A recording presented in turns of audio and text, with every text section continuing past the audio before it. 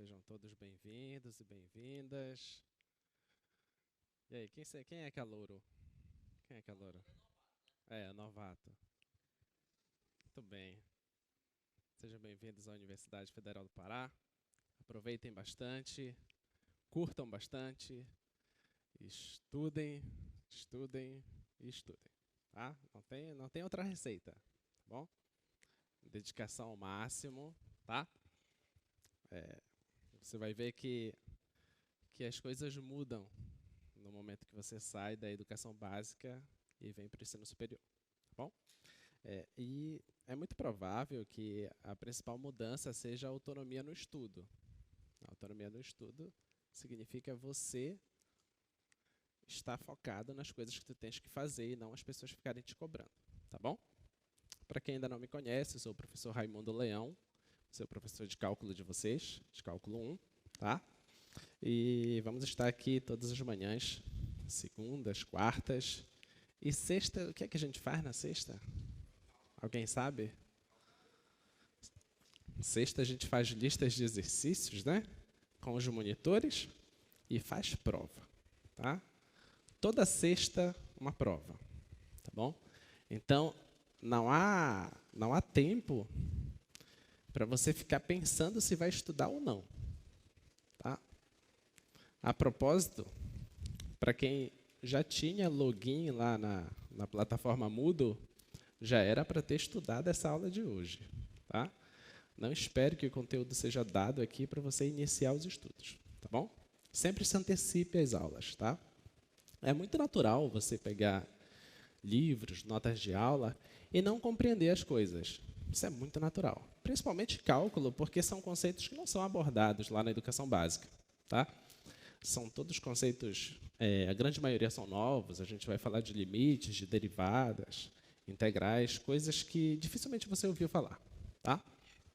Mas não é porque você não ouviu falar que você não vai aprender, tá? São conceitos que eles podem ser muito difíceis ou eles podem ser muito fáceis.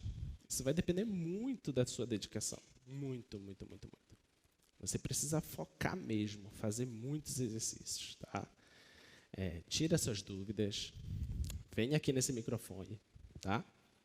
Não fique tímido. Apesar de ter muita gente aqui, né? Mas uma hora você se solta, né? As salas estão cheias também? As outras salas? A sala 8? Olha aí, a sala 8. A sala 8 está cheia, sejam todos bem-vindos. Aproveitem aí. Estão me ouvindo bem aí, pessoal? Tá ótimo. Muito bem. Tá cheia mesmo, né? Eu espero ver assim a Biblioteca Central também, tá? Eu espero ver dessa mesma forma a Biblioteca Central. Para quem ainda não conhece, a Biblioteca Central é um espaço bem grande lá para você chegar e estudar. Se você querer se aventurar a estudar na Biblioteca Central, véspera de prova, não vai rolar. É muita gente, não vai ter espaço, é muito barulho. Então é melhor você ficar na sua casa mesmo estudando, ou vir para a sessão de monitoria, tá? Agora, nos primeiros dias, aproveite logo a biblioteca. É um espaço bem legal para estudar, tá? Vamos lá, coisa que você... alguns avisos antes de nós iniciarmos a nossa aula. Primeiro, você vai ter um contato direto com essa plataforma chamada de plataforma Moodle, tá? Na plataforma Moodle, quem já era aluno do Projeto Newton já tem o seu login e senha. Quem é calouro, que está chegando agora, você já deve ter recebido no seu e-mail, ou vai receber no seu e-mail, o seu login e a sua senha para acessar a plataforma Moodle, tá? Essa plataforma Moodle é o nosso contato virtual com vocês, tá bom? Lá vão ficar as listas de exercícios que você tem que fazer semanalmente. A propósito, já tem uma lista lá. Quem já iniciou a fazer a lista? Ainda não iniciaram? Não é possível. Já era para estar pronta a lista. Então, já está a lista lá na plataforma, tá? Você pega a lista e é para resolver e para entregar na quinta-feira. Tudo bem? O que é que você precisa para fazer a lista? Se você estiver pensando em aula do professor aqui em sala de aula, você precisa assistir a aula de segunda e a aula de quarta. Assistiu a aula de segunda e a de quarta, você já está apto a fazer a lista, tá bom? Como essa primeira lista ela é de conteúdo básico, é muito provável que alguns de vocês saibam fazer tranquilamente a lista toda. Então, quem já tiver um pouco mais de domínio nos conteúdos básicos, já se aventura logo, pega a lista e vai fazendo. Tá? E só acompanha as aulas para tirar as dúvidas. Tudo bem? Então, a plataforma Moodle aqui. Aqui a lista. Aqui a lista de exercícios. Tá bom? Outra pergunta que você pode se fazer é o seguinte. Bem, professor, eu estou vindo lá da educação básica, eu estou indo para o ensino superior. Quais livros, que material eu posso utilizar? Cálculo é um negócio que pode te deixar meio perdido. Porque a quantidade de livros que existem é muito grande mesmo. Inclusive, alguns professores escrevem, tem textos de universidades, tem texto do próprio Projeto Newton. Você vai ter as nossas notas de aula, que a gente preparou, notas de aula por aula mesmo, tá? Vai ter um material que é caderno de prática. Esse caderno de prática, basicamente, é só exercícios. Exercícios resolvidos e exercícios para você fazer. E tem umas dicas também lá de como você fazer, tá? Tem esse material. Tem os livros clássicos, tá? Dentro dos livros clássicos são muitos, tá? São muitos mesmo. Tem do Stuart, tem do Guidorizzi, tem do Leitold. Se você chegar na biblioteca, vai ter um monte de livros de cálculo, tá bom? Mas não se perde nisso. Escolha um, escolha dois e estude. Nada de querer ficar pegando um monte de livros, porque senão tu não vai conseguir avançar, tá? Então, pega um, dois e fica focado nesses 2 livros, tá bom? O trunfo do Projeto Newton, um dos trunfos que a gente tem, é que todas as aulas estão gravadas. Então, se tu já queres ir adiantando os conteúdos, tu podes ir vendo, por exemplo, as nossas aulas do semestre passado, as aulas do semestre retrasado, vai assistindo. Claramente, as aulas vão ser diferentes umas das outras, mas o conteúdo, basicamente, são os mesmos, tá? Então, você pode ir adiantando isso. Deixa eu só mostrar para você o caderno de práticas. Esse aqui é o nosso caderno de práticas, tá? Esse caderno 1 tem, basicamente, funções e limites, tá? É só isso que tem nele. Vai ter o caderno 2 e o caderno 3. O caderno 2 deve ter derivadas e o caderno 3 deve ter integrais, tá? Então, aqui vai ter exercícios, observa aí, olha. Olha, começa logo primeiro com exercício resolvido, olha que legal. Bacana, né? Mas se eu fosse você, eu não via a resolução, eu ia fazer a questão, tá? Faz e depois confere. Aí tem várias questões aí, tem exercícios para você fazer. Isso é para você treinar mesmo, tá bom? E não esqueça que nós temos pessoas separadas só para ficar ajudando você, que são os monitores. Eles ficam aqui na sala, tá? Eles vão ficar aí o dia todo para tirar sua dúvida, tá bom? Na monitoria, quem você vai encontrar? Os monitores. Dificilmente você vai encontrar os professores lá. Às vezes, a gente pode dar uma passada por aí, mas se você quiser falar diretamente com o professor, você fala aqui, na hora da aula, ou pós-aula. Pode me interromper aqui quando terminar a aula, faz pergunta ao longo da aula, tá? Fique à vontade. Alguma pergunta até aí? Vamos lá. Então, vamos para a nossa aula. Eu acho que eu não estou esquecendo de nada.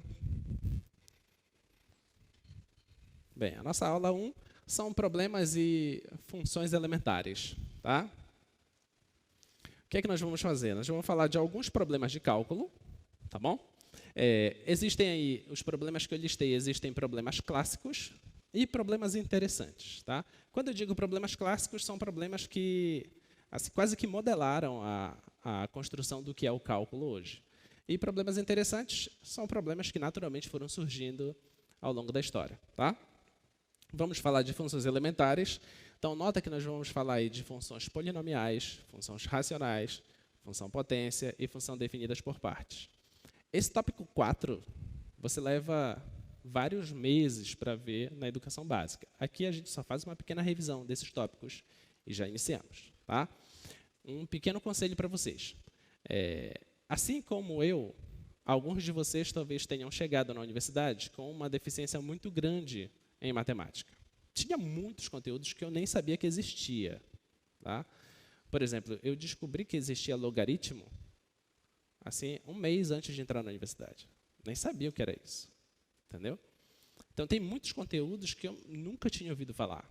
Quando eu cheguei na universidade, foi um baque muito grande para mim, porque eu acabava passando muito tempo estudando coisas que eu nunca tinha visto, mas que eu já deveria saber.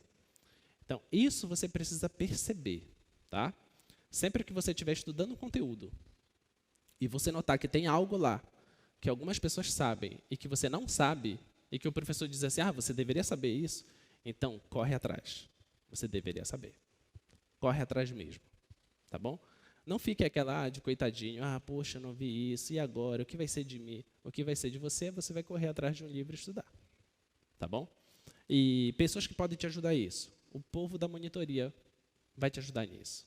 Todos os monitores estão aí, eles vão te ajudar nisso, em matemática básica, tá? Sempre que você precisar, tá bom? E foca nisso agora no início. Não deixa para estudar lá na frente, tá? Vamos lá. O que é que nós temos? Aulas segundas, quartas e sextas. Segundas e quartas aqui, tá? As sextas-feiras são nas salas de aula mesmo. Vocês vão ser separados por cursos e vocês vão receber um e-mail informando para qual sala você deve ir, tá? Nessa sala você vai ter a aula de exercício com os monitores e após a aula de exercício, nos 30 minutos finais, vocês vão fazer a prova, tá? A prova é de uma questão, ela é feita para ser resolvida em 30 minutos. Tá bom? Então, sempre às sextas. Tá ok? Se tiver alguma necessidade, acontecer algo, alguma eventualidade, é que pode ter aula aqui às sextas. Mas isso, geralmente, são poucas vezes que ocorre. Tá bom? O que mais? Lista de exercício, atendimento com a monitoria e os nossos ambientes virtuais. Sempre acesse a plataforma Moodle, que você precisa pegar lá a lista de exercício e devolver lá a sua solução. Tá bom? Se tiver dúvida de como fazer isso, leia, deve chegar algum tutorial para você, ou continuar com a dúvida, venha aqui na sala de monitoria, que algum monitor vai te ajudar como fazer. Tá bom? Muito bem, nossas referências. Basicamente, nós utilizamos o livro do Sturt, tá? O livro de cálculo 1 e o livro de cálculo 2. Nós utilizamos o livro do Guidorizzi, do Gonçalves, tem vários outros, tá? Vários outros mesmo. Então, basicamente, a gente foca nos 2 primeiros, tá? Mais as notas de aula do Projeto Newton. Então, vamos para o primeiro problema. O primeiro problema é velocidade instantânea, tá?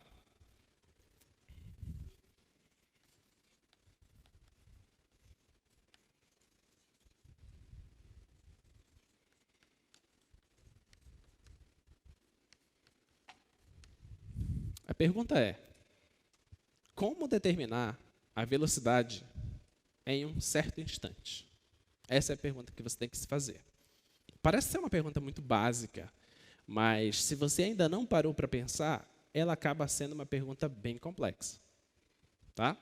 Por exemplo, alguém sabe o conceito de velocidade? O que é velocidade? O que é velocidade? Alguém que sabe, pode ir no microfone e fala. O que é velocidade?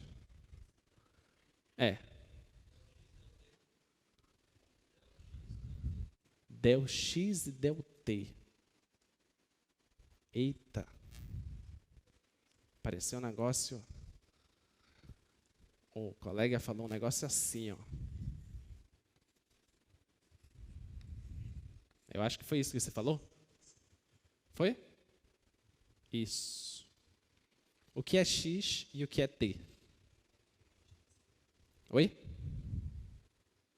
O que é X e o que é T? O X, distância, espaço. E o T? Tempo. Então, vamos tentar chegar no conceito do que é velocidade. Diz para mim. Velocidade média, então. Você ouviu falar muito disso. O que é velocidade média? É o quê? A razão entre o espaço e o tempo. Ou seja, para você descobrir a velocidade média de um certo objeto, você verifica qual foi o espaço que ele percorreu e divide pelo tempo que ele gastou, certo? E assim você determina a velocidade média, tá? Mas a pergunta que eu estou fazendo não é velocidade média. A pergunta que eu estou fazendo é a velocidade instantânea. O que seria a velocidade instantânea, então? Você concorda que a velocidade instantânea é se você está em um carro, tem lá aquele objeto no carro chamado de velocímetro, né? Ele fica mostrando, supostamente fica mostrando, a velocidade que você está naquele instante. Exatamente na hora que você olha. Para quem dirige, de repente ele olha rápido, verificou a velocidade que está. Suponha que está 55. E depois ele olhou para frente, viu um radar e começou a frear. Quando ele olha, já não está mais 55, porque ele começou a frear. E se ele olhar de novo, e vai olhar, e aquele número vai variando, certo? Aquela é a velocidade instantânea. Como calcular essa velocidade?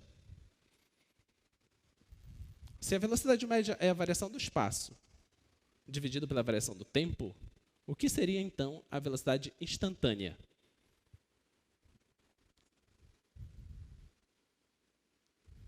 Você concorda que quanto menor for o tempo, mais perto eu estou da velocidade instantânea? Sim ou não? Só que aí, ao mesmo tempo, também o espaço está diminuindo, né?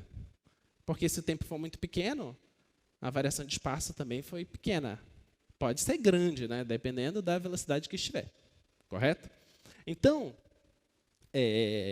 essa notação aqui vai ser uma notação futura.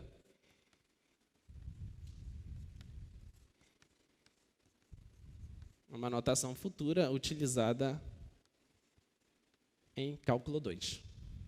Tá bom? A gente não utiliza essa notação em cálculo 1, mas a ideia é boa. Tá? É uma notação que a gente vai utilizar em cálculo 2. Tá? Então, velocidade média, o que nós sabemos é a variação do espaço.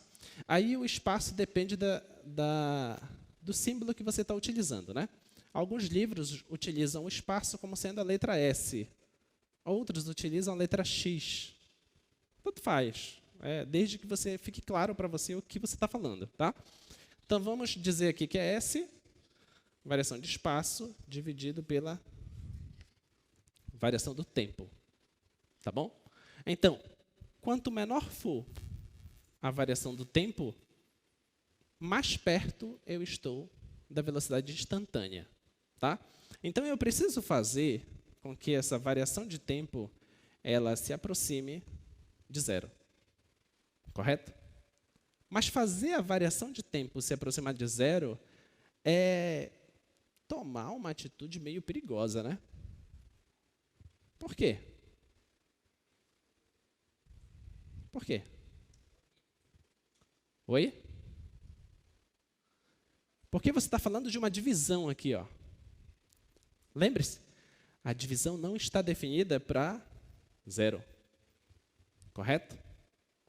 E é justamente onde ela não está definida é para onde a gente quer que ela vá. Olha a grandeza da coisa.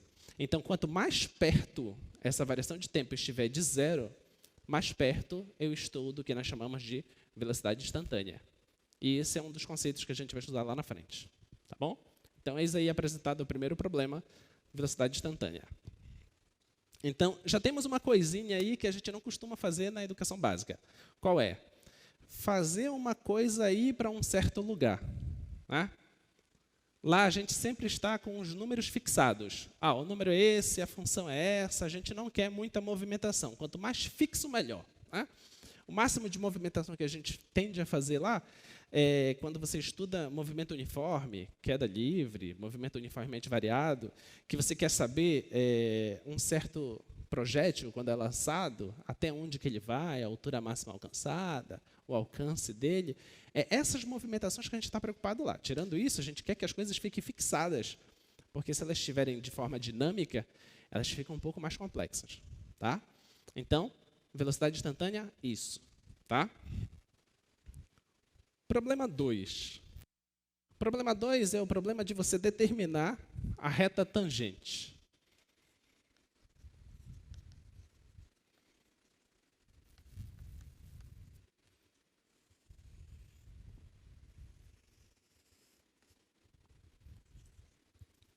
Eu coloquei aquela parábola ali, então eu vou colocar ela aqui assim.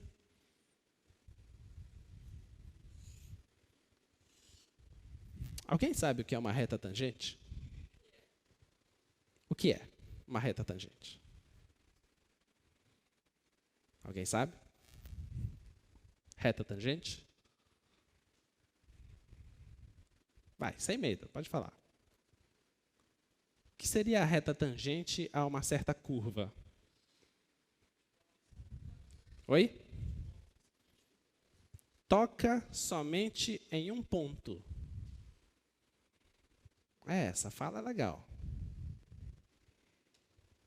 O que mais? Mais alguma informação?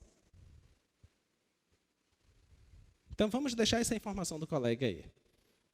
Tendo uma certa curva, tá? Você quer uma reta que ela toque só em um ponto aqui. Tá ok?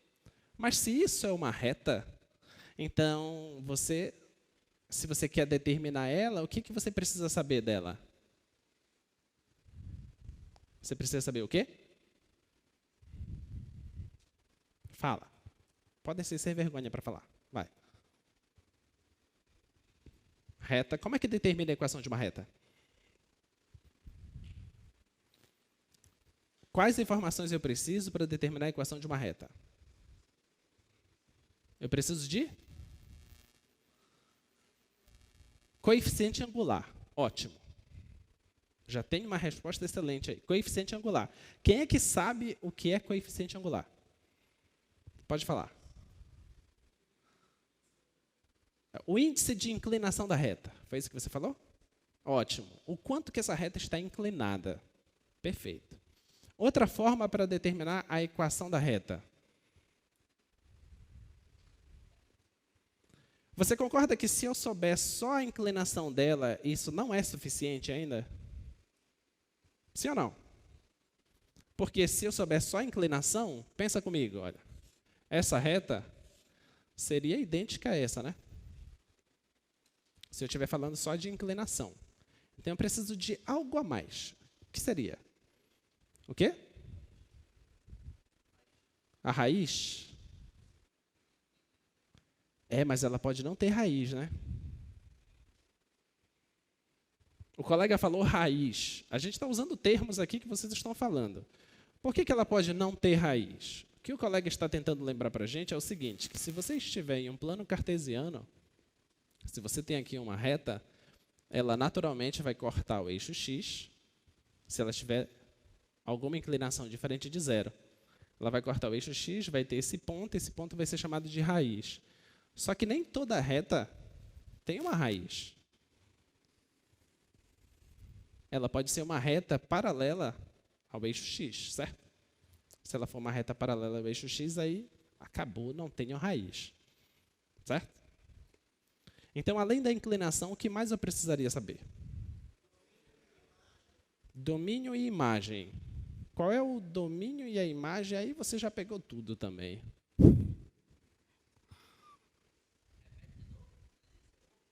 O que eu preciso saber para determinar a equação de uma reta? Se eu souber a inclinação... Vem no microfone.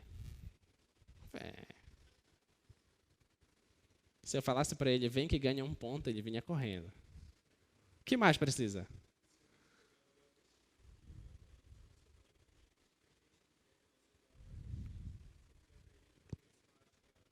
Perfeito, o colega já está fazendo a conta. Ótimo. Excelente. Só que ele está fazendo uma conta assim, ó. Aí ele falou, pega um ΔX aqui, pega um ΔY aqui, aí você vai ter um triângulo retângulo, aí você tem um ângulo, você calcula a tangente disso e você vai achar. Só que pensa comigo, se você pegar um ΔX, para quem ainda não entendeu o que é o ΔX, é uma variação em x, tá? Um pedaço no eixo x. Para eu pegar uma variação em x, como que eu vou saber que eu estou pegando uma variação se eu não sei de onde eu estou saindo? Entendeu? Eu só sei que existe uma variação se eu sei que saiu de algum lugar e foi para algum outro lugar. Então, na sua resposta está implícito que a gente precisa de uma outra informação. Que informação é essa? Um ponto da reta. Tá bom? Então, além da inclinação da reta, eu preciso de pelo menos um ponto. Se eu tiver um ponto, tá ótimo. Tá? Se você não tivesse a inclinação e tivesse 2 pontos, também seria suficiente, certo? Porque existe um resultado para isso, né? Por 2 pontos passa uma única reta, certo? Muito bem, então vamos fazer essa conta que o colega está nos sugerindo aí. Então, a conta que a gente vai fazer, vamos fazer aqui. Então, eu vou pegar esse ponto aqui, tá? Que eu vou chamar aqui um certo x1. E esse ponto aqui, e essa aqui, x1, y1. Então, as coordenadas desse ponto é o ponto x1, y1. Tá bom? Então, esse ponto. Ok? Agora, eu vou pegar um outro ponto qualquer aqui, já que para determinar uma reta eu preciso de 2 pontos, é suficiente. Então, eu vou pegar um certo ponto x aqui, e aqui eu vou ter um ponto y. Tá? O que o colega está dizendo para a gente é o seguinte, que se você olhar com carinho aqui, tem um triângulo retângulo já aí. Tá? Que triângulo retângulo seria esse? Seria esse aqui, ó.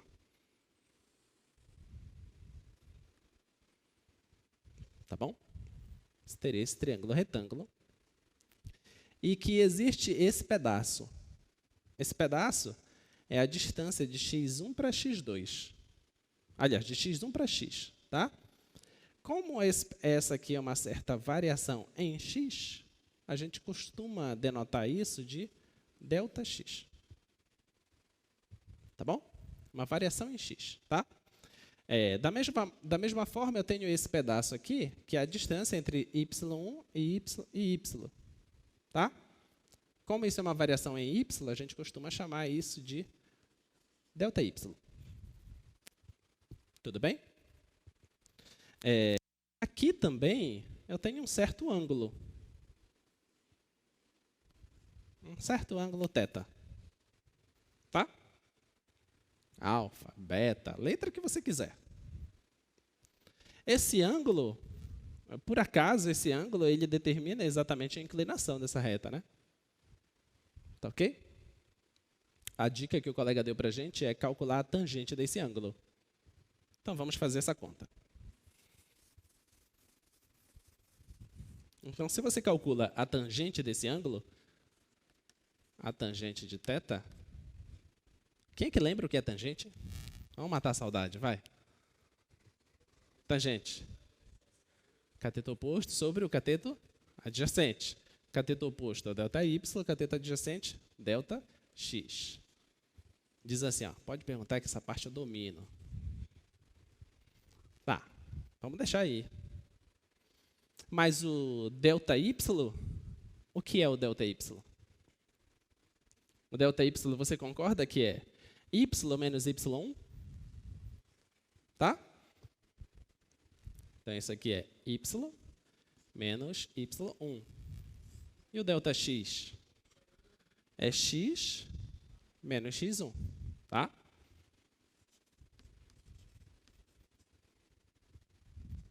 Tudo bem? Tudo bem até aí? Tá? Essa tangente de θ, eu não sei quem é esse θ, eu vou chamar de m. Uma letra qualquer. Tá bom? Vou deixar aqui. Tá? Agora, multiplico o cruzado. Então, eu vou obter isso aqui, m vezes x menos x1 é igual a y menos y1. Tudo bem? Vou pegar o y1, vou passar para o lado daqui. Então, isso vai ficar m x menos x1 mais y1, isso é y. Essa é a equação dessa reta tangente. Beleza? Tudo bem aqui? Tudo bem? Tá. Muito bem. Nota que eu precisei utilizar aqui algumas informações, né? Eu peguei um ponto da reta aqui, tá? Um ponto genérico, que é xy. Eu só assumi que existia um ângulo θ aí, tá? Eu chamei essa tangente desse θ de m, tá? Mas, quando nós avançarmos no curso, a gente vai saber exatamente o que significa esse θ. A gente vai saber exatamente o que significa esse m e como que ele surge. E vai ser bem simples isso. Tá? Quando a gente começar a estudar derivadas, a gente vai conseguir determinar exatamente quem são as equações das retas tangentes das curvas. Tá? Curvas que são gráficos de algumas funções. Tá? Muito bem, vamos para o problema. Ainda nesse problema 2, tem um problema mais sofisticado aqui. Tá? Mais sofisticado, que é esse problema 2 aqui. Deixa eu só projetar para vocês. Aqui. Esse programa é chamado de GeoGebra. Tá? Para quem nunca manuseou GeoGebra, eu aconselho que veja alguns vídeos no YouTube, vídeos básicos, só para saber como funciona ele. É um programa gratuito e simples de ser manuseado. Tá? Então, a ideia desse problema aqui é o seguinte. Se nós já sabemos determinar a equação da reta tangente, então que tal se eu tivesse uma parábola, aquela parábola azul ali? Que tal se eu tenho essa parábola? Tá? E essa parábola pode ter essas duas raízes. E eu quero saber quem são essas duas raízes, quais são as condições sobre os coeficientes lá da parábola, para que essas retas tangentes, quando elas se cruzarem, elas formarem um ângulo de 90 graus. Tá bom? Olha lá o problema. Eu tenho essa reta vermelha, que ela é tangente à parábola, e eu tenho essa reta verde, que ela também é tangente à parábola. Tá bom? Essas duas retas são retas tangentes e que elas vão se cruzar em um ponto aqui embaixo. Eu quero que, quando elas se cruzarem, o ângulo formado seja de 90 graus. Então, qual é a condição sobre o coeficiente b, por exemplo? Essa função que eu coloquei para vocês aí, ela tem esta forma.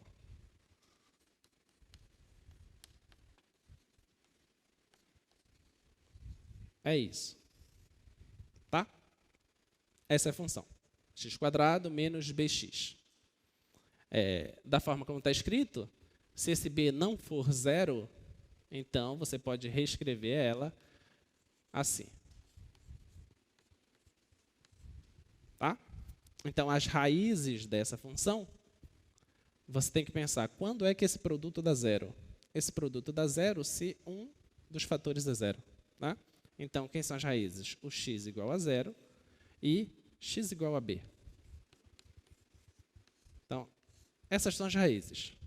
Então, eu sei onde são as raízes. Só que eu quero saber quanto que tem que ser o b para que essas retas fiquem perpendiculares. Tudo bem? Alguém sabe qual é a condição entre duas retas serem perpendiculares? Qual é a condição? Vai lá no microfone, por favor. Fala lá para a gente. Diga o seu nome e seu curso. Olha aí, ó. Tem que ser assim, gente. Levanta com toda a coragem. Vai lá no microfone e fala. Diga aí para a gente seu nome e seu curso.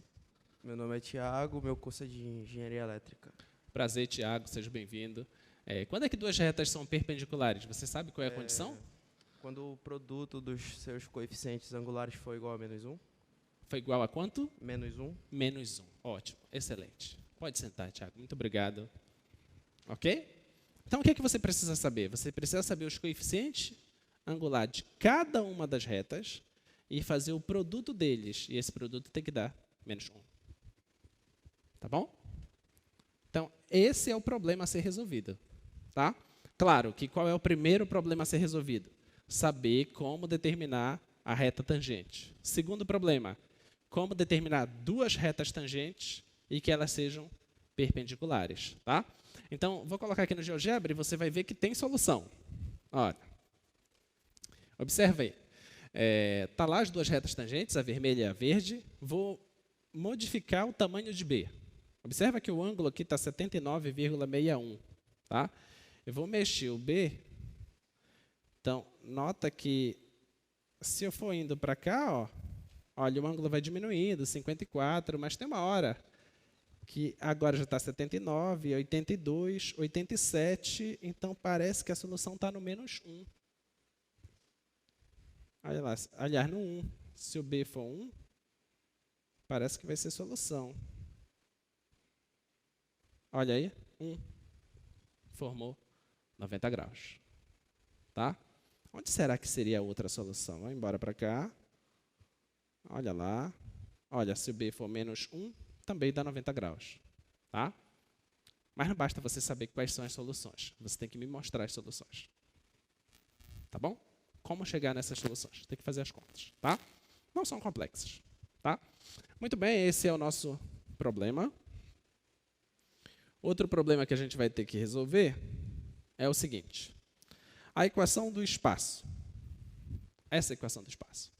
Te apresentaram essa equação lá, não apresentaram? Sim ou não? Chegaram a equação do movimento uniformemente variado do espaço é essa. Tem gente até que inventa musiquinha, né? Decora. Você nunca se perguntou por que é essa? Por que é essa equação? Nunca se perguntou? Pois é, a gente vai ter que responder essa pergunta, né? Tá? A gente vai ter que responder essa pergunta. Aquela primeira do movimento uniforme parece fazer mais sentido. Né? Que é S0 mais V0T, é isso? É isso, né? Por que faz sentido? Porque você tem um espaço inicial, o espaço vai modificar se você tiver velocidade, certo? Só que ele já coloca uma condição interessante. Ele quer que a velocidade seja constante. Quem é que consegue ficar em velocidade constante? Quem consegue iniciar o movimento já na velocidade constante? Você percebeu que essas coisinhas elas são muito idealizadas? Pega um carro, acelera, a velocidade está constante? Não, ela vai só aumentando, né? Chega uma hora que você tenta deixar em velocidade constante. Mas você já conseguiu ficar 15 minutos a 60 km por hora sem ser no piloto automático? É difícil. Uma hora passa um pouquinho, uma hora fica abaixo. Tá? Então, essa condição de velocidade constante ela é muito idealizada. Tá? Agora, se você vai para o nosso problema, é de um movimento que não é velocidade constante. Apareceu um fator ali, aquele Azinho ali. O que é aquele A? Aceleração. Tá? Então, aquele fator ali, ele aumenta ou diminui a velocidade. Mas por que tem aquele 2 lá ao quadrado? Por que tem aquele meio? De onde que surgiu essas coisas? A gente vai ter que responder essa pergunta. Tá? Lá eram só jogadas as fórmulas para você. Aqui você tem que saber por que essas fórmulas existem, de onde que elas vieram. Tá? Vamos lá, próximo problema. Esse problema, bem legal. Quantas funções desse tipo você viu lá? Vocês viram funções assim lá? Dificilmente, né? O que chega mais próximo que vocês viram foram as funções trigonométricas, né? Seno, cosseno, que se assemelham um pouquinho ali, só que observa que esse gráfico ele vai embora lá para cima, ele vai embora lá para baixo. Então, já é um pouco estranho do que a gente está acostumado a ver. Tá? E o que a gente vai querer saber aqui? Olha, a gente vai querer olhar esse tipo de gráfico. A gente vai querer saber assim, ó. Tá vendo esse ponto vermelho aqui em cima? Esse ponto vermelho ele não é o ponto mais alto nessa região aqui? A gente chama esse ponto de máximo. A gente vai querer saber calcular esse ponto. Sem saber o gráfico. É olhar uma função e saber quem é o ponto de máximo dessa função. A gente vai ter que saber fazer essas contas. Tá? Esse outro ponto vermelhinho bem aqui, ó, ele é o ponto mais baixo dessa região aqui. Tá? Por que eu digo dessa região? Porque tem um cara para cá aqui, por exemplo, que está muito mais baixo. Tá bom? Então, esse carinha aqui, ele é ponto de mínimo. A gente vai querer saber determinar esse carinha. Tá? Outra coisa. Observa que tem uma parte meio pintadinha aqui. Tá vendo? Essa parte aí. O que você acha que a gente vai querer saber daí? Hein? A área. A gente vai querer saber qual é essa área aqui embaixo. Ó. Tá? Aí você diz, espera aí, vocês não têm o que fazer, não? Cara, isso é ter o que fazer. Isso é maravilhoso. Né? Tem coisa melhor do que você descobrir o ponto de máximo, o ponto de mínimo, calcular a área da coisa? Ah, vocês já calcularam quadrado, retângulo, triângulo, trapézio, hexágono? Não foi isso que vocês calcularam? Ah, vamos parar. Não tem graça esses. Por que não tem graça? Porque os lados são sempre linhas retas, percebeu? Agora a gente quer melhorar, a gente veio para o ensino superior, a gente quer fazer uma coisa diferenciada. A gente quer coisas mais bem elaboradas. Não me interessa muito as coisas que são retilíneas. Tá? Nota que o gráfico aí ele é todo encurvado. Eu quero saber essa área aí embaixo. Como é que se faz? Isso a gente vai saber lá pela aula 25, 29, mais ou menos, por aí, que é quando a gente chegar em integral. Tá? Aí a gente vai descobrir como calcular essa área. Tá bom? Espero ver todos aqui, hein? Todos. Ninguém desiste. Ninguém pula do barco. Tá? Até o final. Beleza? Vamos fazer esse trato? Até o final? É que não vi firmeza nenhuma. Que é isso? Tem gente que está falando, não, professor, depende da prova de sexta. Calma. A prova de sexta você vai arrebentar. Tá? Espero. Tá bom? Força, coragem. Prova de sexta você vem com sangue nos olhos. Tá? Você não arrebentou no Enem? Arrebentou sim, você passou. Isso é de graça. Vocês não têm noção da capacidade que vocês têm. Tem muita gente que gostaria de estar aqui e não conseguiu. Vocês conseguiram. Tá? Então a capacidade de vocês é imensa. Tá bom? Então, acreditem nisso, estudem. Outra coisa que a gente quer saber. Além de olhar para um gráfico desse, além de descobrir que é um ponto de máximo, que é um ponto de mínimo, qual é a área ali embaixo, a gente vai querer saber o seguinte. Olha só, vou colocar um pequeno desenho aqui.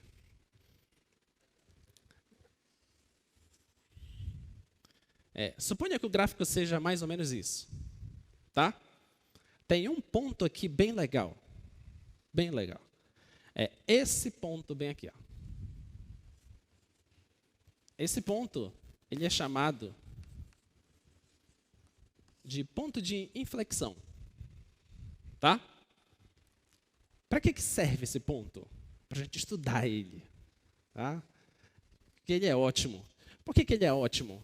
Porque esse ponto, observa que esse gráfico aqui, ó, ele tem concavidade para baixo. Tá? É quase uma parábola, não é bem uma parábola. Nunca pensa assim, tá? Só pensa que a abertura dele está para baixo. É como se eu pudesse continuar assim, ó. Tá bom? Mas nesse mesmo ponto, daqui para lá, essa região tem concavidade para cima. É como se fosse assim, ó. Tá? O ponto de inflexão é o ponto que me diz onde o gráfico da função está mudando de concavidade. Beleza? Então é como se fosse o ponto da esperança, sabe? Você está pensando assim, ó, poxa, tá caindo, tá caindo, tá caindo. Achou o ponto de inflexão? Opa, surgiu a esperança. Uma hora ele pode subir. Entendeu? Basicamente isso. Não quer dizer que ele vai subir. Não garante. Mas a esperança surge, né? Tá? Então, esse é o ponto de inflexão, que também a gente vai estudar quando a gente chegar na parte de derivadas. Da metade do curso, mais ou menos. Tá? Muito bem. Até aí, tudo bem? Estão gostando dos problemas até aí? Estão apaixonados? Os olhos brilhando? Pode falar. Onde? Em cima. Eu multipliquei cruzado aqui. Ó. Aqui, você vê que tem um aqui embaixo que a gente não costuma escrever. Tá? Aí você faz a multiplicação cruzada. Esse 1 vai multiplicar com quem está lá em cima. Esse todo fator aqui, que é por isso que ele aparece aqui. Porque 1 vezes qualquer coisa é qualquer coisa. Tá? E esse m vai multiplicar quem está aqui embaixo. Então, m vezes quem está aqui embaixo. Tá bom? Por que inverteu? É porque eu quis isolar o y. Quis isolar o y. Então, quando eu passo a parcela de lugar, inverte sinal. Tá bom? De nada. Próximo problema. Esse problema eu me inspirei vindo para a universidade. Tá? Esse problema é muito legal, muito legal. E eu, particularmente, gosto muito de construções. E quando eu cheguei em Belém, no ano de 2000, aí você já deve imaginar, poxa, professor, tem idade, né? Temos idade. Então, quando eu cheguei em Belém no ano de 2000, eu fiquei assim, parado, olhando uma construção. Fiquei, nossa, que bonito, cara. Que bonito. Aí, quando eu estudei cálculo, aí eu fiquei, nossa, isso não é bonito, isso é belíssimo. Isso é belíssimo, porque aí eu consegui ver a explicação da construção. Porque quando você olha, você diz assim, vai dar ruim esse negócio. Mas quando você estuda cálculo, você vê, não vai dar ruim. O negócio é belo. Tá? Então, qual é esse problema? Esse problema é o seguinte. Isso nós vamos estudar, é uma das nossas últimas aulas. Tá? Superfícies de revolução. A ideia é a seguinte. Suponha que você tenha aqui uma certa curva, tá? Que seja o gráfico de uma função. Tá bom? Você tem essa curva, aí você fica pensando assim, poxa, o que será que dá para estudar com essa curva? Dá para estudar um monte de coisa, viu? Inclusive pegar ela e mexer nela, tá? Então é isso que se faz. Então, ao invés de eu olhar ela no plano que vocês estão acostumados, no plano cartesiano, x, y, a gente olha ela na região tridimensional, no lugar onde a gente vai colocar x, y e z, que é o espaço onde nós estamos. Tá? Pensa, x, y e z, pensa na largura, no comprimento e na altura. Tá? Então, vou tentar fazer esse desenho aqui.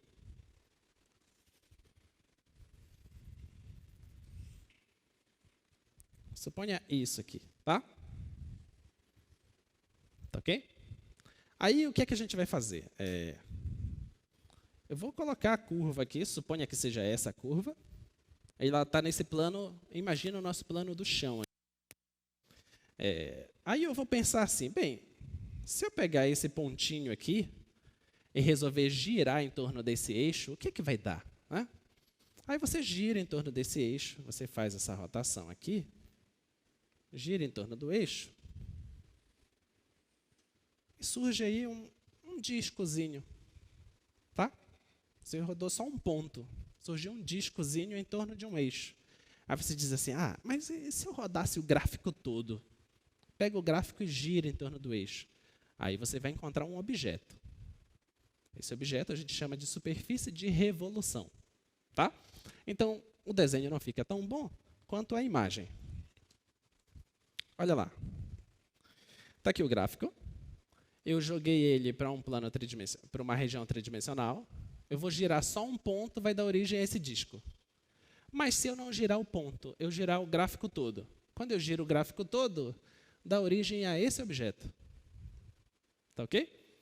Então, eu vou colocar aqui no programa, para que vocês vejam melhor. Está aqui o objeto. Ó. Estão conseguindo visualizar? Tá? Bacana, né? Então, nota que eu vou movimentar alguém aqui.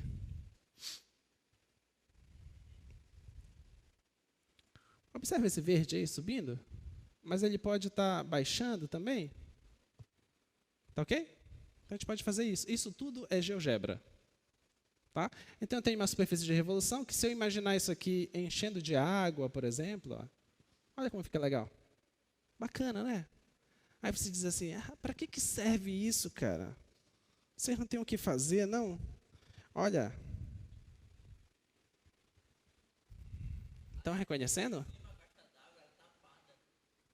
Estão reconhecendo? É perto daqui.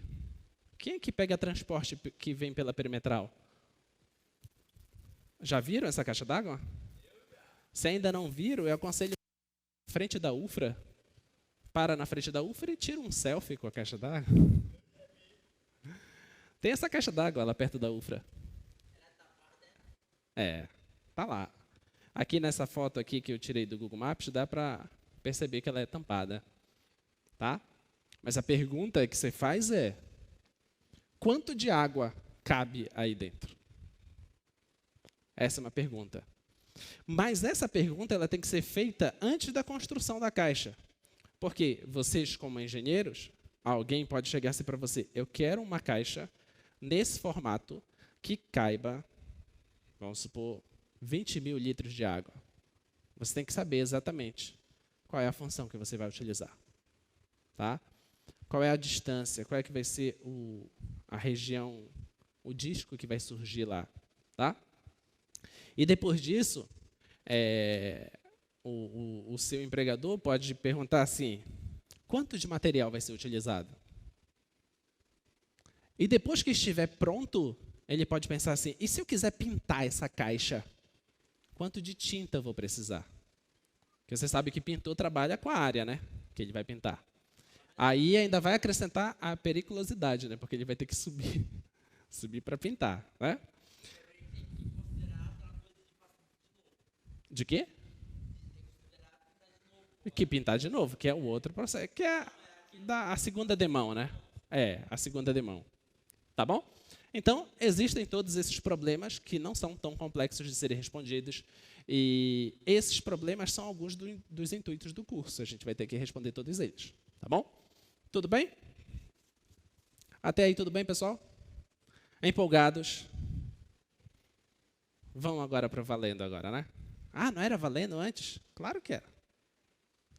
Vamos. Vamos lá. O que é uma função? O que é uma função? Está aí, ó. Definição de função. Tá? Nosso primeiro passo.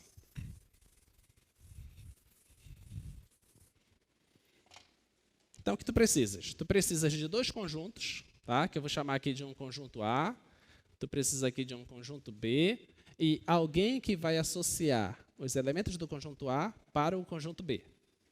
Esse alguém que vai fazer essa associação, a gente vai chamar de função.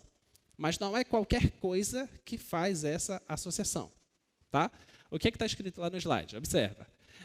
O conjunto A ele vai ter um nome, e a gente vai chamar ele de domínio, e o conjunto B ele vai ser chamado de contradomínio. E lá em cima, o que está escrito? Ó, uma função é uma lei que associa a cada elemento de A um único elemento de B. Então, ó, se tu pegares, suponha que você tem aqui um certo conjunto, e você tem aqui o conjunto B. Então, você tem aqui os elementos A, B, C, D, não importa, E, A, G, H. Tá ok? Então, essa função ela precisa pegar um cara daqui e dizer em quem que é levado. Mas ele tem que ser levado só em um do outro lado. Não pode ser levado em dois. Tá ok? Essa é a característica. Suponha que ele foi levado no próprio A. Tá? Ela tem que pegar esse B e levar só em um cara do outro lado. Pode ser levado no A? Sim ou não? Pode. Não tem problema. Isso não tem problema. Pode ser sempre no mesmo cara. O que não pode é quem sai daqui e ir em dois caras. Tá? Ele tem que ir só em um. Então, pode ir no G, esse carinha aqui pode ir lá no A de volta, esse carinha pode ir no G. Tá? Nota que da forma como eu fiz, esgotou todos os elementos de A, porque tem que esgotar todos os elementos de A. Essa é a definição de domínio. Tá bom? Todo elemento desse conjunto tem que estar associado a alguém de lá. Tá? E nota que desse lado não esgotou todos os elementos. Apenas uma quantidade aqui foi utilizada. Essa quantidade aqui não foi utilizada, por exemplo. Tá bom? Então, essa região aqui de dentro que foi utilizada é chamado de imagem. Esse aqui é o meu domínio. E esse conjunto todo é chamado de contradomínio. Tá bom? Mas o que vai nos interessar mesmo, que vocês precisam começar a criar habilidade para entender, é quem é o domínio da função e quem é a imagem da função. Esse é o mais importante. Tá bom? Nem sempre vai ser simples de você olhar quem é a imagem e quem é o domínio, mas esse é um exercício que você precisa treinar bastante, bastante mesmo, para não cometer falhas na frente. Tá? Se você sabe o domínio da função, você começa a imaginar como é a imagem dela, porque você já sacou quem é o domínio. Nem sempre vai ser dito para você quem é o domínio. Você tem que perceber, às vezes, quem é o domínio. Tá bom? Em alguns momentos, a gente vai dizer quem é, porque é importante falar quem é. Quando não for importante, eu não vou dizer, eu vou te perguntar quem é. Beleza?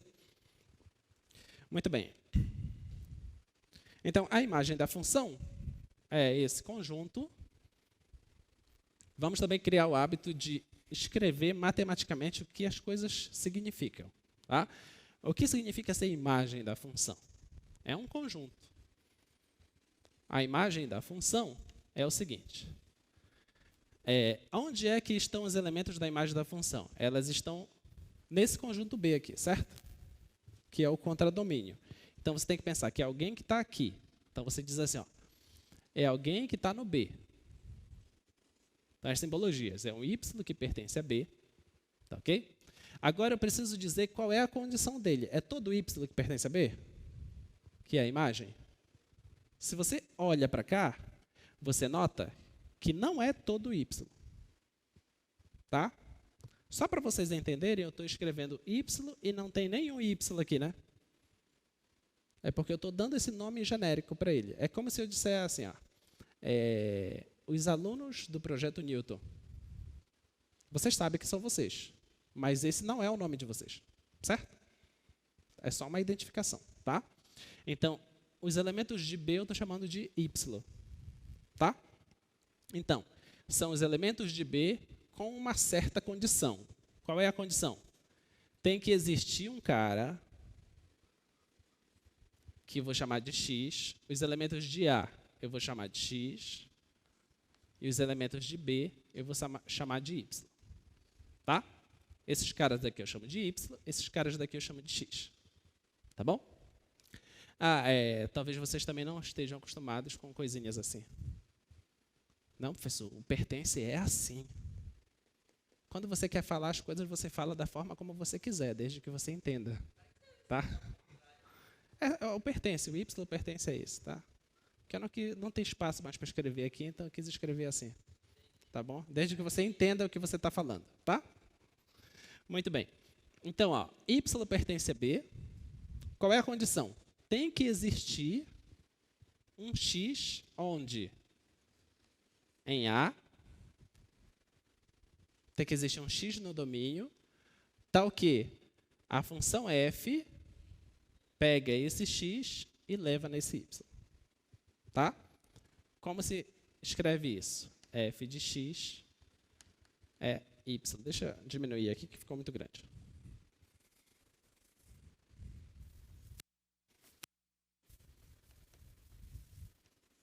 Y pertence a B, tal que existe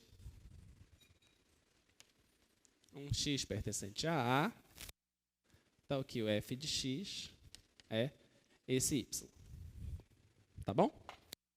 Esse é o conjunto imagem. Tá? Tudo bem até aí?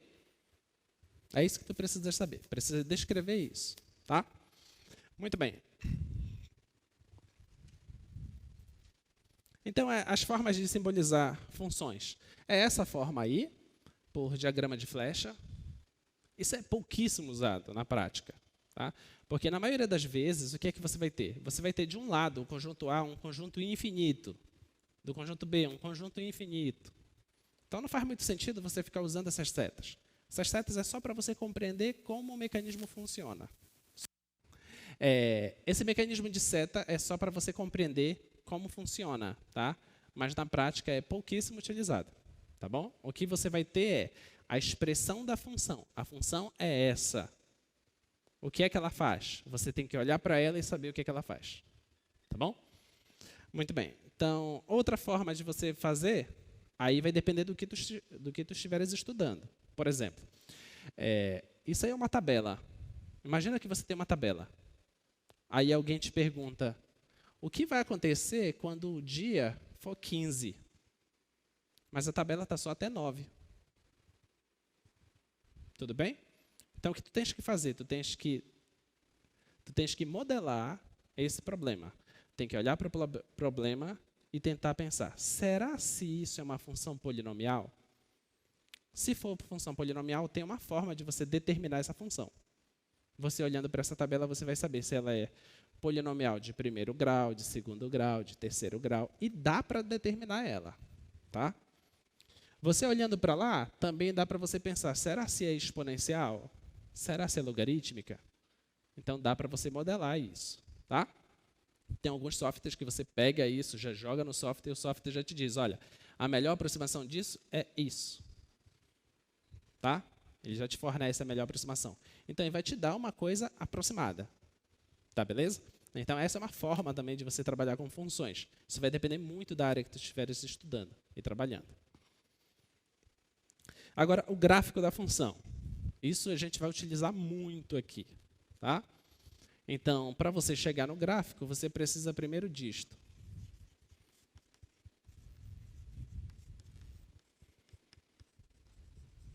Produto cartesiano. Tá? Então, suponha que você tenha dois conjuntos, um conjunto A e um conjunto B. E você quer fazer o produto cartesiano entre eles. A gente simboliza dessa forma. Tá? O produto cartesiano entre eles, como é que se faz? Você pega o elemento de A e pega um elemento de B.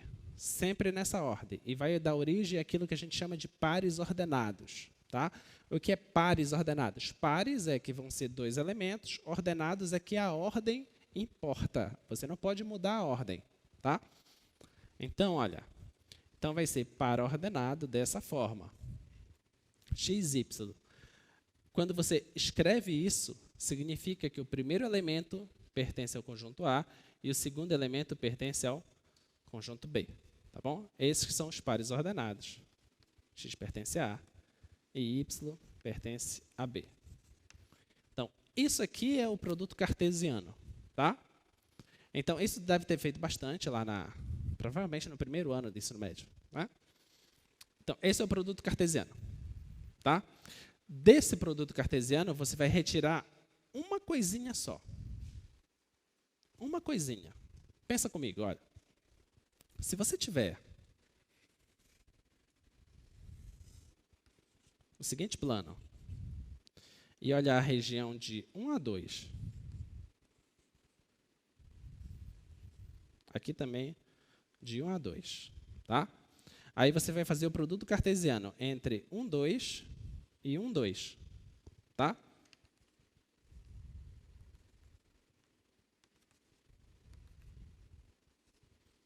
Vai dar exatamente esse quadrado. Vai dar todo o quadrado.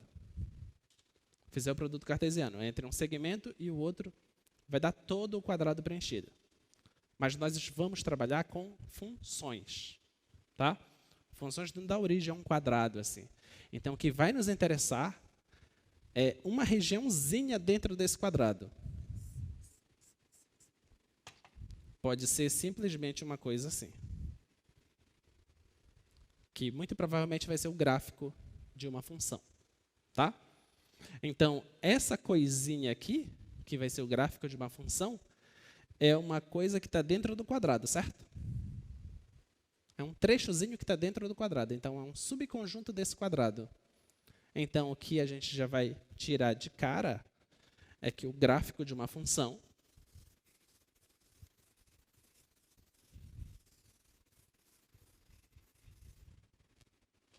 tá, okay. Então, você vai tirar de cara logo que o gráfico é subconjunto do produto cartesiano.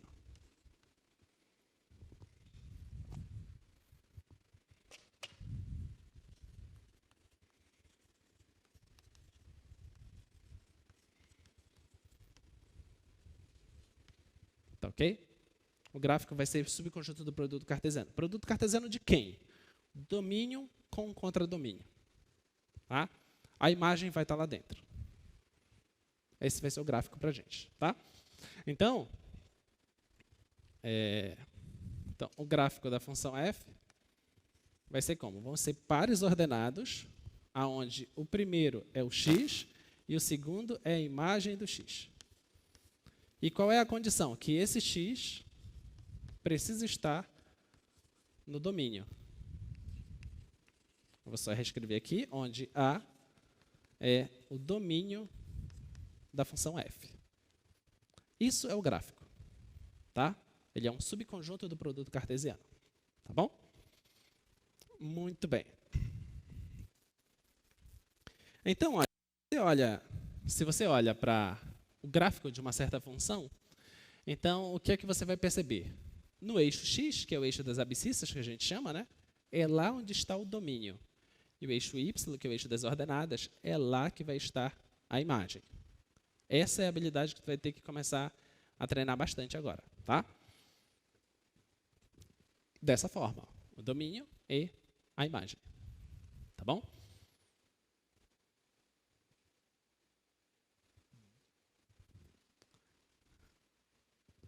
De agora em diante, quando você olhar curvas no plano, você tem que pensar, é gráfico de uma função ou não é gráfico de uma função? Você só precisa fazer um teste. O teste é passar retas verticais. Se essas retas verticais tocarem nessa curva só uma vez, é gráfico.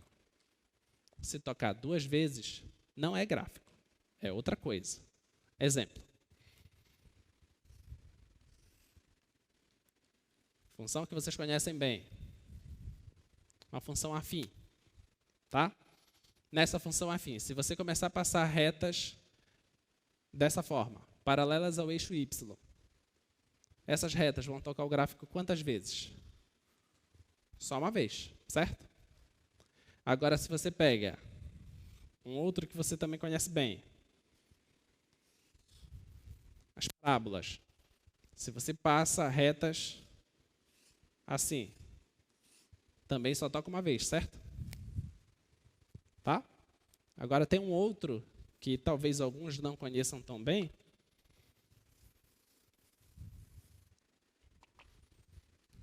que são coisas assim.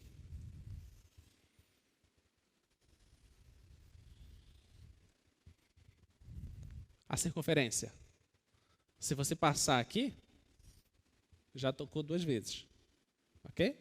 Então, não é gráfico de uma função de uma variável real. Tá? Se você tiver coisa assim,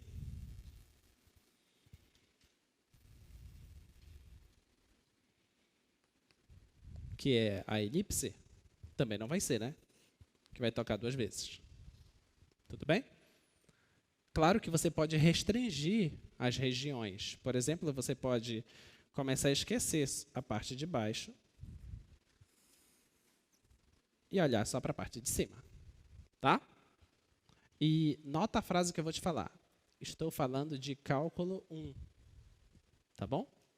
Se você aumentar a quantidade de variáveis, eu estou falando só de f de x. Se eu colocar f de xy, a história muda. Tá? Estou falando só de f de x. Beleza? Muito bem.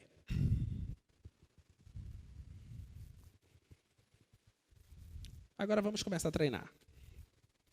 Dadas essas 2 funções aí, vamos determinar o domínio delas.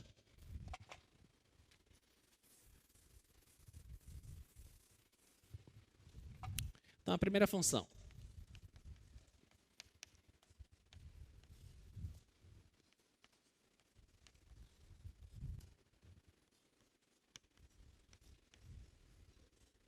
Essa função. Qual é o domínio dessa função? Onde esse k, ele é um número real. Qual é o domínio dessa função?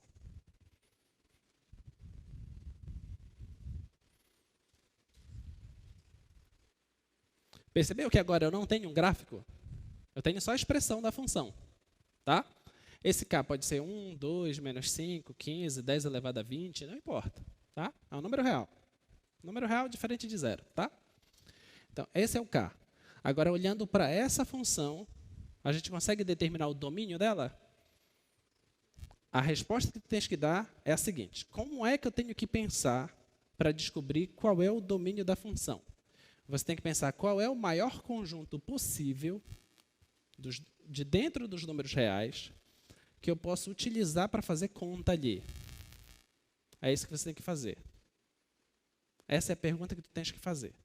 Primeiro, Para fazer as contas aqui, o que é que não pode acontecer? Oi? Não pode ser zero. Onde? No denominador. Essa é a sua primeira preocupação. Então, essa função, como ela tem denominador e tem variável aqui no denominador, a sua preocupação só tem que ser essa. Não pode dar zero aqui embaixo. Então, olha, eu preciso verificar x² menos 9 vezes x menos 2 ao quadrado. Isso tem que ser diferente de zero. Tá, beleza? Esse é o primeiro passo, tá? Mas quando é que esse produto dá diferente de zero? Como é que a gente faz? Se você tem... Vamos perguntar, ao invés de falar diferente, vamos falar igual a zero. Quando é que um produto dá zero? Quando um deles é zero, certo? Ou os dois é zero, beleza? Então, eu vou procurar onde é que eles dão zero, tá? Então, vamos procurar onde esse cara dá zero. x² menos 9 igual a zero. Quando é que isso acontece? Perfeito. Isso aqui acontece se o x for igual a 3 ou se o x for igual a menos 3. Tá? Quando é que esse outro aqui dá zero? Quando é que isso dá zero? Vai, quando?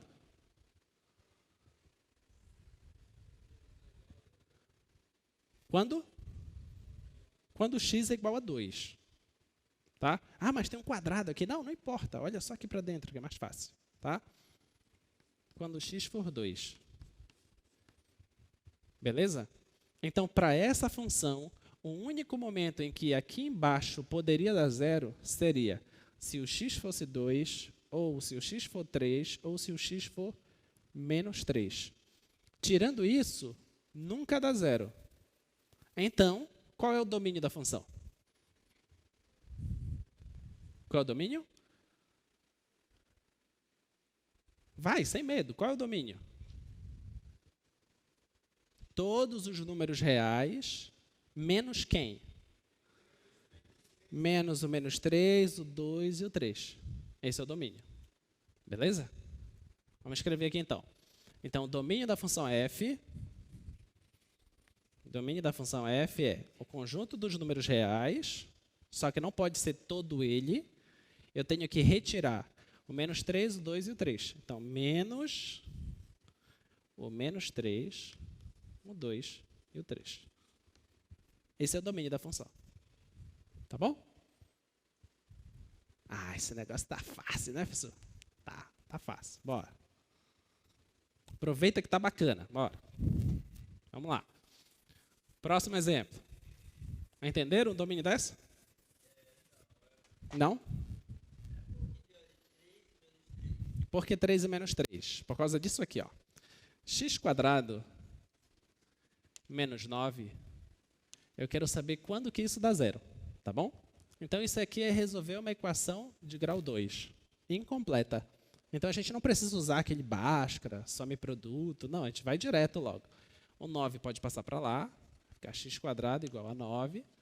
Aí você tem que pensar, qual é o número que é elevado ao quadrado da 9? Só existem duas possibilidades. O 3 e o menos 3. Por quê? Pega o 3. 3 ao quadrado, 9. Menos 3 ao quadrado, também 9. Então, essas duas são as raízes, tá bom?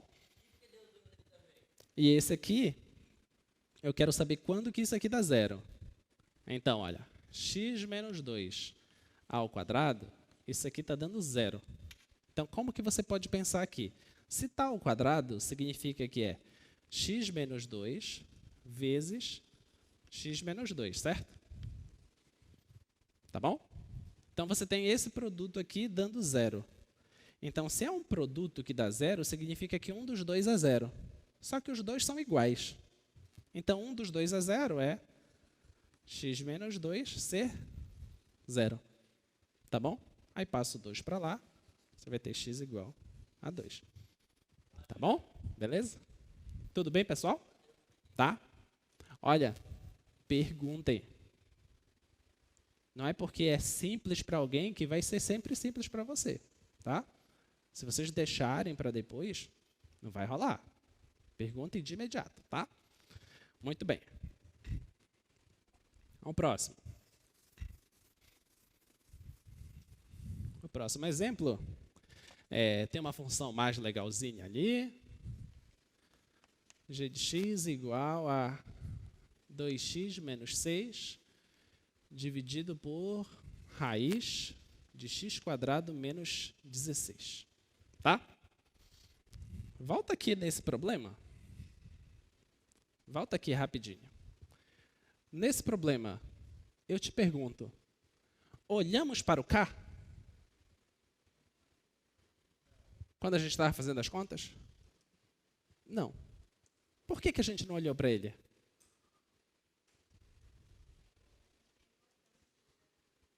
Porque não importa, certo? Não interessa. Tá? É como estar dirigindo. Você dirige olhando para cima? Supostamente não vai cair nada, né? Certo? O que você tem que se preocupar é olhar para os retrovisores e olhar para frente. Essa tem que ser a sua preocupação. Beleza? A mesma história aqui, olha. Você tem que procurar onde que isso vai dar problema. Onde é que vai dar problema? Na divisão. Então, só interessa o denominador. Mas e se fosse zero em cima? Se for zero em cima, não tem problema. Tá? Então, olha, essa função aqui, olha, é uma função bem diferente. Tá? O que é que nós temos? Também temos um quociente aqui. Em cima, a gente tem uma função afim. E embaixo, eu tenho uma composição entre uma função que é uma raiz com uma função quadrática. Tá? Fiz essa composição e coloquei aqui. Beleza? Por que essa função é legal para vocês? Porque função afim vocês estudaram, certo? Certo? Sim ou não? Sim. Raiz quadrada vocês fazem desde o 6º ano, né? Vocês fazem raiz quadrada desde o 6º ano. E a função quadrática vocês estudaram no 1º ano, no 9º ano também você estuda a função quadrática.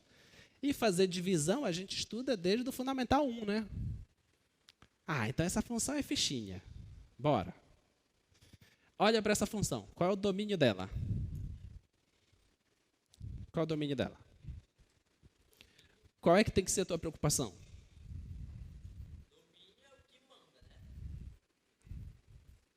Olha, eu acho que essa é uma pergunta bem profunda. Não é horrível, mas ela é profunda e interpretativa. Então, eu... Não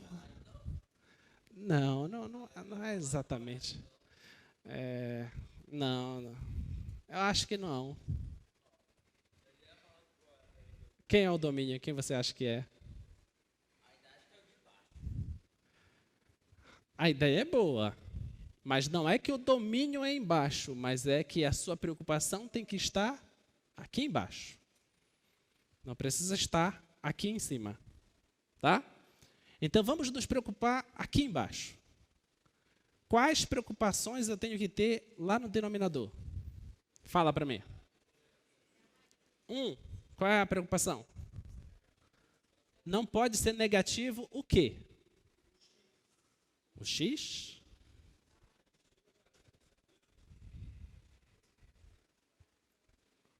Oi?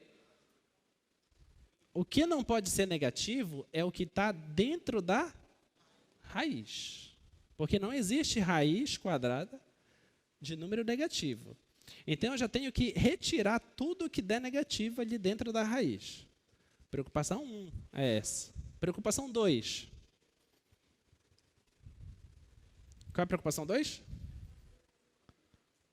Não escutei ainda. Não pode ser zero. Ok? Dentro, é porque não existe a raiz de zero? É isso? Não, porque existe a raiz de zero. A raiz de zero é zero. Tá? Não é por causa disso, é porque ela está no denominador. Embaixo não pode dar zero. Beleza? Aí fica assim, puxa, e agora? O que é que eu vou fazer? Faz a conta. Começa pelo mais fácil. O que é o mais fácil? Função quadrática. Tá? Então, vamos pegar aqui a função quadrática. X² menos 16. Tá? Vamos procurar primeiro onde que isso dá zero. Então, onde é que isso dá zero? X² é igual a 16. Então, o x tem que ser 4 ou o x tem que ser menos 4. Certo? Tudo bem até aí? Então, eu já sei que esse 4 e esse menos 4 não estão no domínio, porque se eu substituir eles aqui, vai dar zero aqui embaixo. Tá? Então, vamos pensar um pouco mais. Olha lá, vamos esboçar o gráfico dessa coisa.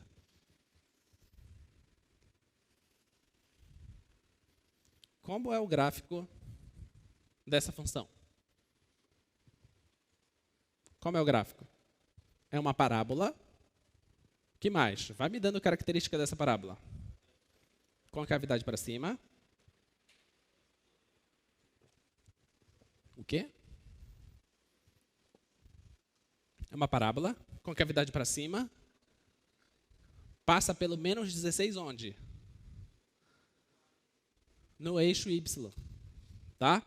Então, passa pelo menos 16 aqui no eixo Y. Vou colocar bem aqui. Menos 16. Então, ela passa por aqui no menos 16. O que mais? Oi? Onde é que ela toca no eixo X? Nas raízes, no menos 4 e no 4. Então, vamos supor que aqui seja o menos 4 e aqui seja o 4. Então, a parábola é assim, né? Certo? Mais ou menos isso, tá? Mais ou menos isso o gráfico dessa parábola. Tudo bem? Vamos analisar o sinal dessa parábola. Entre menos 4 e 4, qual é o sinal da parábola? O que é isso? Basta você olhar. Entre esse e esse, o gráfico está abaixo do eixo X ou está acima? Está abaixo, né? Nessa região aqui, olha, o gráfico está abaixo. Então, nessa região, o gráfico tem imagem negativa. Tudo bem? Tá? É só você fazer um teste.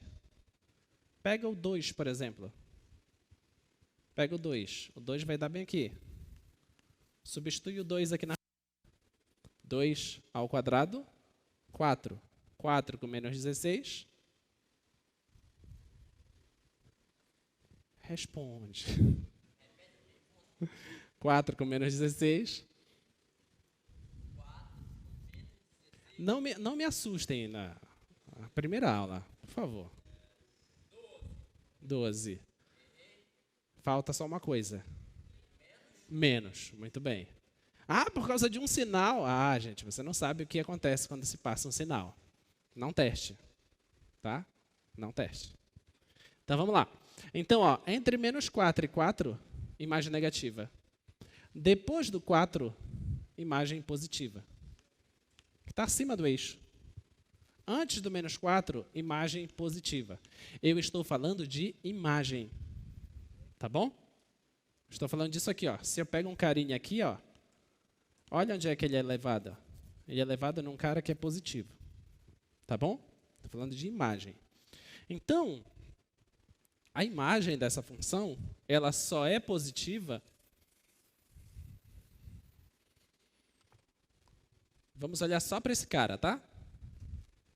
Então, ó, x² menos 16 é positivo somente quando x pertencer a onde? Como é que eu vou descrever essa região e essa região? Menos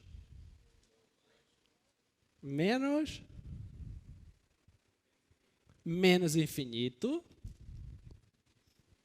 De menos infinito, olha, de menos infinito até menos 4. E agora, eu vou colocar aqui aberto ou fechado? O que vocês acham? Fechado? Eu quero que fique positivo. Se eu colocar fechado, vai dar 0, certo? Pode ser 0? Não, então eu quero aberto. Então aqui tem que ser aberto. Unido de 4 até mais infinito.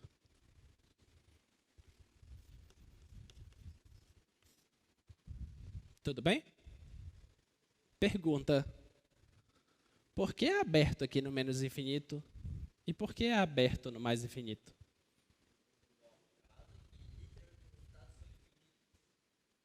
Boa. O que mais? O que mais? Também.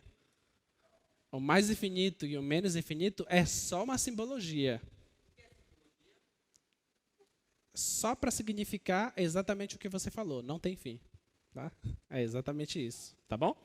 Então, por isso que vai ficar aqui aberto. Tá? Esse aqui vai ficar aberto porque a gente não quer o 4. Tudo bem? Esse aqui vai ficar aberto porque a gente não quer o menos 4. Tá? Então, qual é o domínio dessa função aqui? O domínio da função g é exatamente isso aqui. Esse é o domínio da função g. Tá? Então, isso aqui é o domínio da função g. Tudo bem? Nota. Peguei uma função que parecia ser meio estranha, mas olhando para ela, fazendo umas continhas, a gente conseguiu perceber que é um domínio. Tá? Isso vocês precisam treinar bastante. Vamos lá. Então, vocês estudaram função polinomial de primeiro grau, vocês estudaram função polinomial de segundo grau, que eram as chamadas funções afim e função quadrática, né? Alguns devem ter visto as funções cúbicas, mas fique sabendo que as funções polinomiais, o grau não para em 1, 2, 3, 4, pode ser um grau bem alto. Tá bom? Então, isso aqui nós chamamos de função polinomial. Tá? Aquela escrita genérica.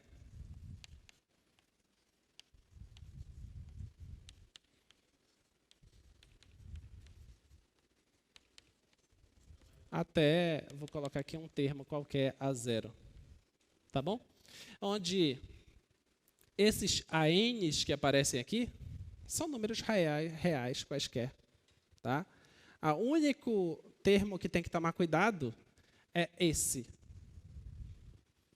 Se por acaso esse for 0, então o polinômio não tem grau n. Tá bom? Se ele for 0, essa parte não vai existir. Vai existir só a outra parte. É só isso que você precisa observar. Qual é o maior expoente que vai aparecer? Esse maior expoente vai te dizer a natureza desse polinômio que você está trabalhando. Tá? Só para você saber que a gente não vai se limitar aqui em função afim, função quadrática, função cúbica. A gente vai colocar graus bem maiores. Tá? Isso vai depender dos problemas que a gente quiser trabalhar. Então, tem a primeira função, a função afim. Tá? É a função que você estudou. Essa função afim, quais são as características dela? Gráfico, como é que é? Uma reta. Tá. Como é o nome desse A? Esse A é o coeficiente angular. Tá? Olha o nome, coeficiente angular. Então, ele já te dá alguma interpretação sobre a inclinação dessa reta. Se esse A for positivo, a função é crescente. Se é negativo, a função é decrescente. Tá? E o B é o coeficiente linear. É onde vai dizer onde toca o eixo Y. Tá bom? Um bom exercício é vocês provarem que... Vocês já pararam para pensar que se o A é positivo, a função é crescente? Vocês nunca se perguntaram por quê? Já se perguntaram? Não, falaram para mim, eu anotei, decorei, tá safo.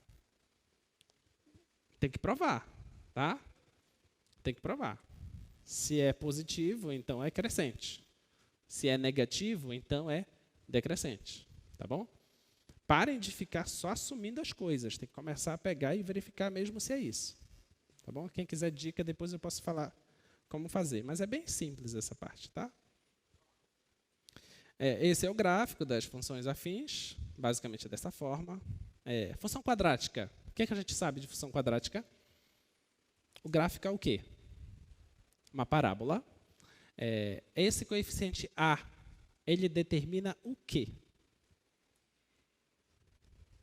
Ele determina se a concavidade é para cima ou se a concavidade é para baixo. Tá bom? Essa informação que ele vai te dar de cara logo. Tá? Esse coeficiente B, o que ele determina? O que determina esse B? Você deve ter visto que a parábola ela tem 2 ramos que a gente chama. Essa parte aqui decrescente e essa parte aqui crescente. Tá? Se esse B for positivo, então vai ser esse ramo que vai tocar o eixo Y. Se for negativo, então vai ser o ramo decrescente. Tá? Mais especificamente, esse B ele vai determinar mais ou menos onde vai estar o vértice. Se ele vai estar na parte positiva de x ou se na parte negativa do x. Tá ok? Você pode pensar dessa forma também. Tá? E o C vai dizer o quê? O C, que é esse coeficiente linear aí, diz o quê? Onde toca o eixo Y. Tá? Muito bem. Então, esses são os gráficos da parábola. E vamos fazer essa conta. Tá? Essa conta é a nossa primeira conta de cálculo.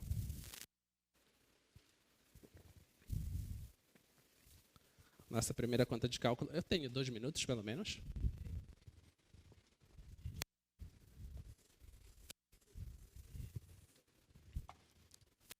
Vamos para a nossa primeira conta de cálculo.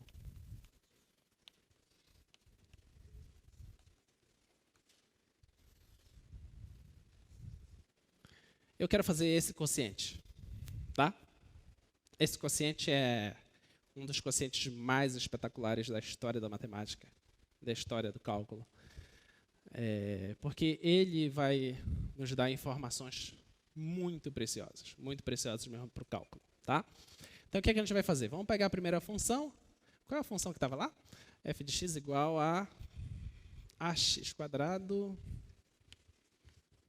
mais bx. Tá bom. Essa é a nossa função. Tá? Eu quero determinar esse quociente. Eu vou chamar esse quociente aqui de Q. Eu quero fazer essa conta para essa função.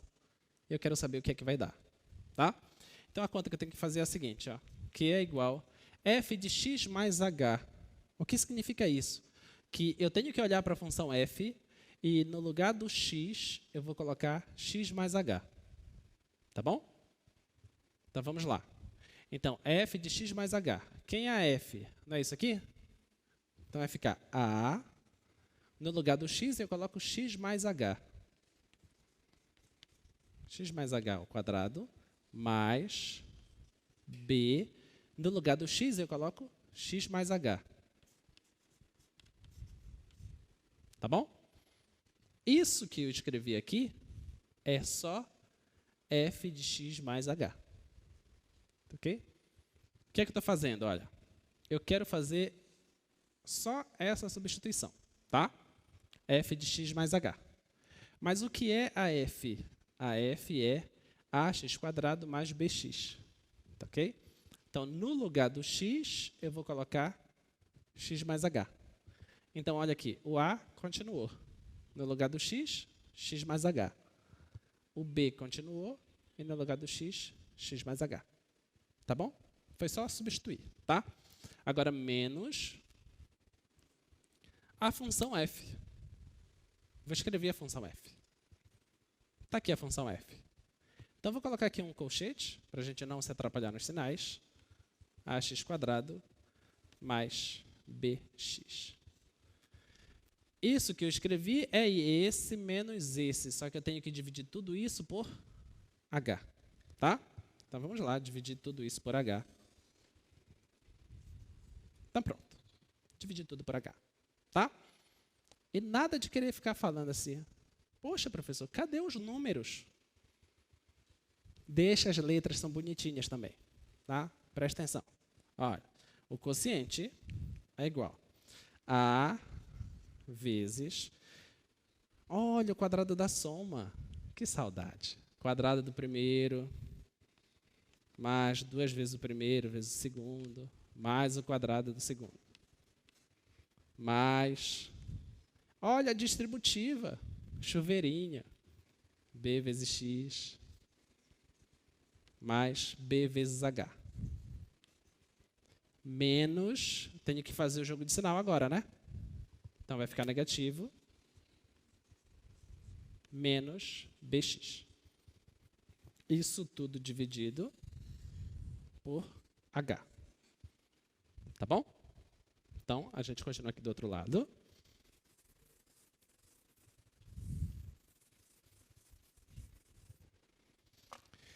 Então, você vai distribuir aqui, olha, esse vezes esse vezes esse e esse vezes esse. Tá? Então, vai ficar, ó, o quociente é igual a ax² mais 2AXH mais AH² mais BX mais BH, acho que é isso, né? Menos AX² menos BX. Isso tudo dividido por H. Tá bom? Esse negócio aumenta, né? Vamos, já vai terminar. Olha, você tem AX² aqui, AX² aqui, com sinais contrários. Tá? Então, já se cancelam. Você tem aqui também, olha, BX com sinais contrários. Tudo bem? Agora vamos juntar aí as coisas, que é igual. Olha, você tem H aqui, você tem H aqui, você tem H aqui. Vou colocar H em evidência, tá? Vai ficar assim, ó, H vezes 2AX. Eu retirei o H, tá? Coloquei em evidência. Aqui vai ficar mais AH, porque um H está aqui na frente. H vezes H dá H², tá? Mais B, porque eu tirei um em evidência. Isso tudo dividido por H. Tá bom? Agora tem um H em cima multiplicando e um H embaixo dividindo. Você cancela essas coisas. Vai ficar 2AX mais, eu vou colocar o B aqui na frente e o AH depois. Tá bom? Então, tá aí. Esse quociente é legalzinho. Por que é legalzinho? Porque ele veio disso aqui, ó. Ele veio disso. Ele veio daí, esse quociente. Vamos tentar comparar isso aqui com de onde ele veio. Tá? O A está lá. O X está lá. O B está lá. Tá bom? Mas não tem quadrado. Mas tem um 2 aqui na frente. Será que não está relacionado a essas coisas? E esse AH? Se por acaso nós fizéssemos esse H indo para 0. Se a gente fizesse isso, se esse cara for para 0, isso aqui vai para 0. Certo? Então vai sobrar só isso aqui. Essa é a primeira derivada que vocês vão ver. Tá bom? Essa é a derivada da função quadrática. Diga. Por quê? O H veio para cá? Porque eu coloquei ele em evidência. Ele tem aqui, ele tem aqui, ele tem aqui. Isso, coloquei na frente. Tá bom? Tudo bem? Alguma dúvida? Mais alguma dúvida? Esse não deu 0. Esse eu estou dizendo que eu posso mandar ele para 0. É só isso que eu vou fazer futuramente. Esse é o resultado. Tudo bem. Então, vamos finalizar? Tá bom, pessoal? Então, bons estudos para vocês. Até quarta. Tchau, tchau.